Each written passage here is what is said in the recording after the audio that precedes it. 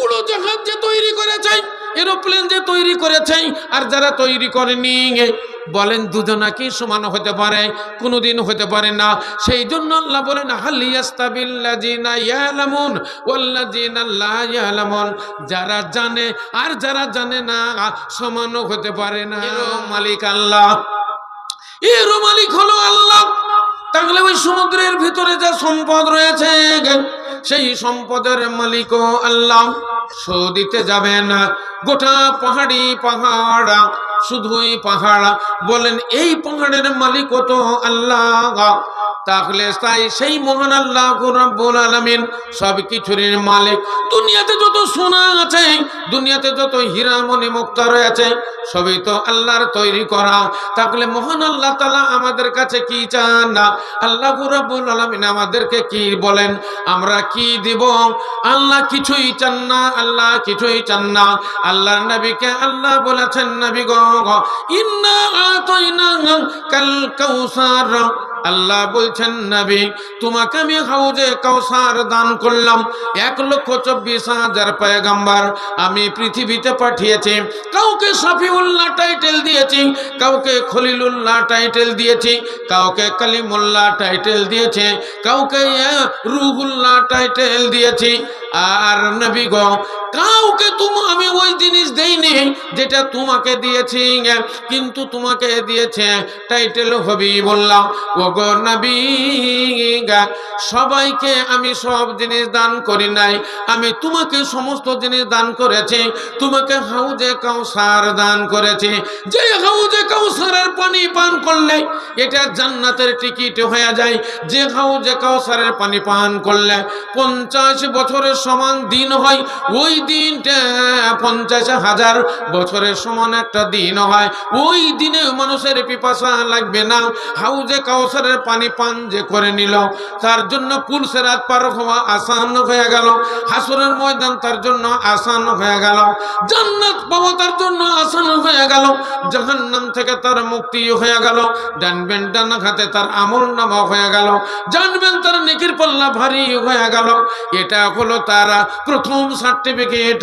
হাসরের ময়দানে আল্লাহর নবী 1 গ্লাস করে যে হাউজে কাউসারের পানি আপনাদের পান করে দিবেন, এই পানি যার ভাগ্যে জুটে গেল, জানবেন সে জান্নাতি হয়ে গেল। আল্লাহ বলছেন নবী গো ইন্না আতাইনাকাল কাউসার, আমি তোমাকে হাউজে কাউসার দান করলাম। বলো নবী তুমি আমাকে কি দিবে? এত বড় সম্পদ, এত বড় সম্মান আমি তোমাকে দিলাম, তাহলে তুমি আমাকে কি দিবে? আল্লাহ নবী বলছেন আল্লাহ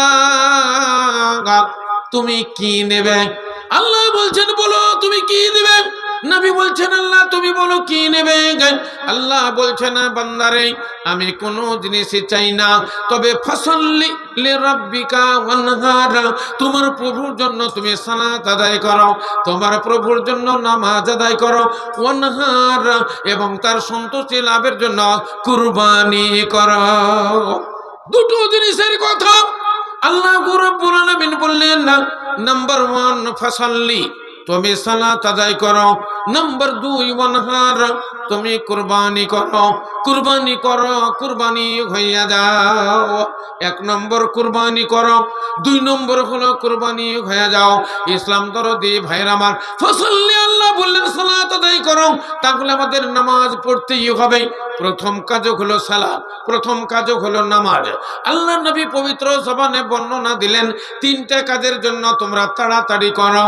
নাম্বার 1 নামাজের টাইম যদি হয়ে যায় তাহলে সালাত আদায় করে নাও, নামাজটা আদায় করে নাও, খবরদার যেন বিলম্ব করিও না। যদি তোমাদের ছেলে মেয়ে বিয়ের উপযুক্ত হয়ে যায় তাহলে তাড়াতাড়ি এদের বিবাহ দিয়ে দাও, বিবাহ বন্ধনে বেঁধে দাও। নিজের পায়ে দাঁড়াক এটা তোমরা ভাবিও না। নিজের পায়ে দাঁড়ানোর মালিক হলো আল্লাহ, নিজের পায়ে দাঁড়ানোর মালিক হলো সেই প্রভু দয়াময়। কোনো মানুষ কাউকে নিজের পায়ে দাঁড়াতে পারে না এবং কোনো মানুষ নিজেও দাঁড়াতে পারে না। যদি তাই হতো তাহলে অনেক লোক নিজের পায়ে দাঁড়িয়ে যেত, আর অনেক লোকই তার ছেলে মেয়েদের নিজের পায়ে দাঁড়িয়ে দিত। তা পারে না।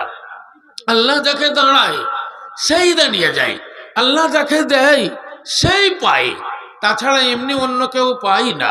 সুখ তো সবাই চায়, কিন্তু সবাইকে সুখ হয় না। সুখ তো সবাই চায়, কিন্তু সবাই সুখী হয় না। ইসলাম দরদি ভাইরা আমার, সুখ সবাই চায় কিন্তু সবাই সুখী হয় না, আর সুখ সবাইকে সয় না। ইসলাম দরদি বন্ধ। তাই মহান আল্লাহ রাব্বুল আলামিন বললেন, ইকরা বিইসমি রাব্বিকাল্লাযী খালাক খালাকাল ইনসানা মিন আলাক। তাহলে ওই প্রভু দয়াময় সেই আল্লাহর নাম তোমরা জপো, সেই আল্লাহর নামের বন্দনা তোমরা গাও, যেই মহান আল্লাহ তোমাদেরকে এক ফোঁটা রক্ত পানি হইতে বা একটু রক্ত হইতে লুথড়া হইতে তোমাদের সৃষ্টি করেছে, সেই প্রভুর নাম পড়ো। সেই প্রভুর নাম পড়তে গেলে প্রভুর ইবাদত করতে হবে। ইবাদত বন্দেগী করতে হলে আপনাকে তার ভঙ্গি শিখতে হবে, তার নিয়ম কানুন শিখতে হবে। নিয়ম কানুন শিখতে গেলে মাদ্রাসায় আসতে হবে। এই কথাটা বলে গেছেন মাদানী সাহেব, মাদ্রাসায় আসতে হবে, মাদ্রাসাটিকে রাখতে হবে। তাহলে মাদ্রাসায় আসলে কি হবে? কোরআনের শিক্ষা হবে, হাদিসের শিক্ষা হবে, মসজিদিনিয়াতের শিক্ষা হবে। আপনি এমনি শিখতে পারবেন না যতক্ষণ পর্যন্ত মাদ্রাসায় না আসবেন। হাদিসে লেখা আছে, যখন তুমি বিছানায় শয়ন করবে একটা দোয়া পড়ো, আল্লাহুম্মা বিসমিকা আমুতু ওয়া আহইয়া। বিছানা থেকে যখন উঠবে একটা দোয়া পড়ো, আলহামদুলিল্লাহিল্লাযী আহিয়ানা বাদামা আমাতানা ওয়া ইলাইহিন নুশুর। বাথরুমে ঢুকবে একটা দোয়া পড়ো, আল্লাহুম্মা ইন্নী আউযু বিকা মিনাল খুবুসি ওয়াল খাবায়েস। বাথরুম থেকে উঠবে একটা দোয়া পড়ো, গুফরানাকা আল্লাহুম্মা। মসজিদে প্রবেশ করবে একটা দোয়া পড়ো, আল্লাহুম্মা আফতাহ আলাই আবওয়াবা রাহমাতিকা। মসজিদ থেকে বের হবে একটা দোয়া পড়ো, আল্লাহুম্মা ইন্নী আসআলুকা মিন ফাজলিকা। মুখ দেখবে আয়নায়, সকালবেলায় ব্রাশ করবে, আপনাকে মানজন মানতেই হবে, আপনাকে দাঁতন করতেই হবে। কারণ দাঁতন করা, মানজন মাজা, এটা হলো আমাদের ইসলামের একটা বিধান, এটা হলো ইমানের একটা অঙ্গ। আল্লাহর নবী বলেছেন, লাউলা আন আশুক্কা আলা উম্মতি লা আমারতুহুম বিসওয়াক ইনদা কুল্লি সালাতিন। আল্লাহর নবী বললেন, মিসওয়াক করা আমার উম্মতের উপরে বড় মুশকিল হয়ে যাবে। এটা যদি আমি না ভাবতাম, তাহলে প্রত্যেক নামাজের আগে আগে আমি দাঁতন করা তাদের জন্য হুকুম দিয়ে দিতাম, এবং দাঁতন করা আমি ফরজ বানিয়ে দিতাম। তাহলে মিসওয়াক করা কেমনই জিনিস, দাঁতন করা কেমন জিনিস। ব্রাশ করলে আল্লাহ রাব্বুল আলামিন সন্তুষ্ট হন, আল্লাহর নবী সন্তুষ্ট হন, ফেরেশতাগণ সন্তুষ্ট হন, আত্মীয় স্বজনও সন্তুষ্ট হন, ছেলে মেয়েও সন্তুষ্ট হন, এবং রাত্রিতে যখন বিছানায় ঘুমান তখন আপনার বউ সন্তুষ্ট হয়। সবাই সন্তুষ্ট দাঁতন করলে, মানজন মাজলে, ব্রাশ করলে।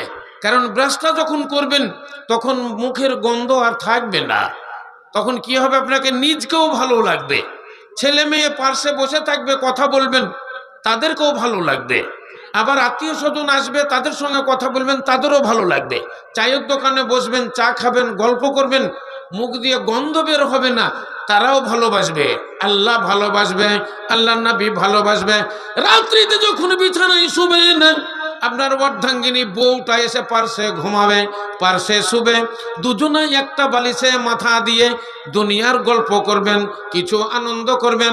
আজকে কত লাভ হইল, আজকে ব্যবসায় ক টাকা লাভ হলো, আজকে ইনকাম কত হলো, আমাদের লাভ লিখে দেখে গেল।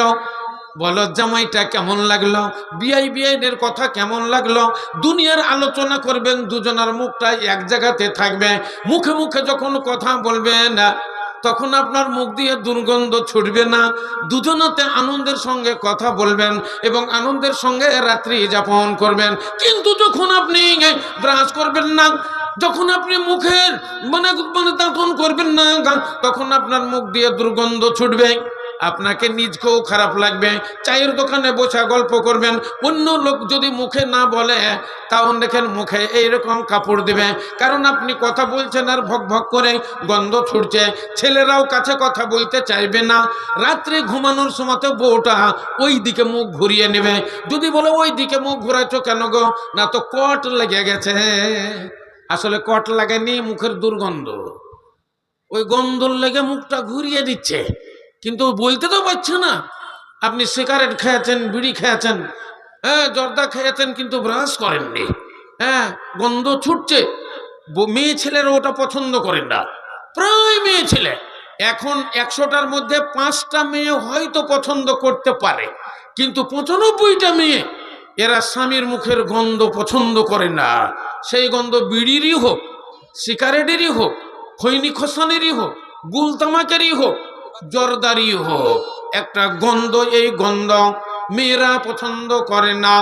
মেয়েরা পছন্দ করে সেন্ট, মেয়েরা পছন্দ করে রং, মেয়েরা পছন্দ করে কালার, মেয়েরা পছন্দ করে ভালো জিনিস। মুখে যদি মিষ্টি কথা বলেন তাহলে খুব পছন্দ করে। আপনার গায়ের জামাটা যদি রঙিন হয়, গায়ের জামাটা যদি সুন্দর হয়, এটা ওরা খুব পছন্দ করে। গায়ের গন্ধ যদি আপনার সেন্ট বের হয়, আতরের খুশবু যদি বের হয়, তাহলে তারা খুব পছন্দ করে। তারা রং পছন্দ করে এবং তারা সেন্ট পছন্দ করে। সেই জন্য আল্লাহ নবী বললেন, লাউলা আন আশুকা আলা উম্মতি লা আমারতুহুম বিসওয়াক ইনদা কুল্লা সালাতিন। নবীকে বলা হলো, নবী গো ফাসাল্লি, তুমি সালাত আদায় করো, নামাজ আদায় করো, ওয়া নাহার, এবং আমার সন্তুষ্টির জন্য তোমরা কুরবানি করো। তাহলে নামাজ পড়তে গেলে আপনাকে দোয়াগুলো লাগবে, এই দোয়াগুলো শিখতে হবে। অন্তত 12 রাকাত নামাজে 12টা সূরা আপনাকে মুখস্থ করতে হবে। তাহলে এটা করবেন কোথায়, এটা জানবেন কোথায়? এটা মাদ্রাসায় পাওয়া যাবে। তাহলে মাদ্রাসায় শিক্ষা দেওয়া হয় দিনিয়াতের শিক্ষা, এই শিক্ষা আপনাকে দিতেই হবে, এই শিক্ষা আপনাকে গ্রহণ করতেই হবে, নইলে ইবাদত বন্দেগী হবে না। সূরা ফাতিহা না পড়লে নামাজই তো হবে না, দুরূদ শরীফ না জানলে নামাজ তো হবে না, দোয়ে মাসুরা না জানলে আপনার তো নামাজ হবে না, আত্তাহিয়াত তাশাহুদ না জানলে আপনার নামাজ হবে না। তাহলে এগুলা জানতে গেলে মাদ্রাসায় আসতে হবে। সেই জন্য আল্লাহ বলেছেন ইকরা, আল্লাহ নবীকে বলছেন, নবী গো তুমি পড়ো বিসমি রাব্বিকাল্লাযী খালাক, ওই প্রভুর নাম পড়ো যেই প্রভু তোমাকে সৃষ্টি কইরাছে। আল্লাহু রাব্বুল আলামিন কোরআন শরীফের মধ্যে বলেন, কুনতুম খায়রা উম্মাতিন উখরিজাত লিন-নাস তা'মুরুনা বিল মা'রুফি ওয়া তানহাউনা আনিল মুনকার ওয়া তু'মিনুনা বিল্লাহ। আল্লাহ বললেন, বান্দা, সবচাইতে মূল্যবান বান্দা, সবচাইতে আমার নিকটে মাহবুব বান্দা, সবচাইতে আমার নিকটে ভালো বান্দা ওই ব্যক্তিরা যারা নিজে ভালো কাজ করে, অপরকে ভালো কাজের আদেশ দেয়, নিজে মন্দ কাজ করে না, অপরকে মন্দ কাজের আদেশও দেয় না, এবং আল্লাহর প্রতি তাদের অটল বিশ্বাস থাকে। আল্লাহ বললেন, এরাই হলো আমার বান্দা, এরাই হলো আমার খালেস বান্দা, যারা নিজে ভালো কাজ করবে, অপরকে ভালো কাজের আদেশ দিবে, নিজে মন্দ কাজ করবে না, অপরকে মন্দ কাজের আদেশও দিবে না, আর আল্লাহর প্রতি তাদের তাওয়াক্কুল থাকবে।